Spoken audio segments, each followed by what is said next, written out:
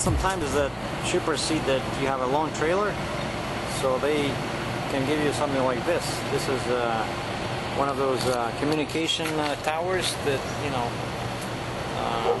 people use in the cellular communications industry, right?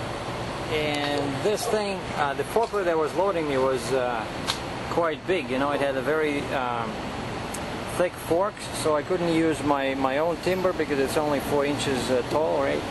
So they gave me their timber.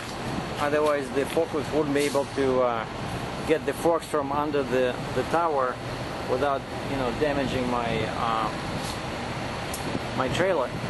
And the weight is only about 22,000 pounds, so they only used 2 spots on the trailer to support the whole thing, right? And because it's so, but it's really long. So you see where my trailer ends. That's the end of this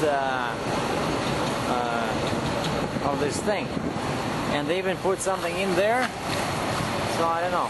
Well, there's a bend here, but also I climbed inside and I made sure that those things were, you know, they wouldn't move. But there's a little lip here, so it's kind of it's not, these things, they cannot slide out. But I mean, it is a bit scary. But the trick here was, you know, to use enough straps. So even though this thing is not too heavy, but I used 2 straps in the first 10 feet, you know, just like the green book says you should. And you see here, the trick I learned in my truck, because I have these half fenders, I couldn't put the winch in here because I know that it would damage the fender. It happened to me before, so that's why I use this you know, removable winch, which sometimes comes in handy, except that you have to, you know, think of a way to hide the you know, the strap, because this spool here, it's really small. It cannot take a lot of strap, not like this one, right? So these are very finicky, but sometimes they do come in handy.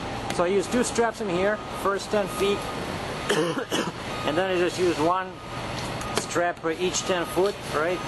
And then I made sure that the rear was secure, and of course you have to stop, you know, during the first 50 miles to, you know, check all your straps, and then stop, I think it's every, what, 3 hours, 150 miles, whatever comes first.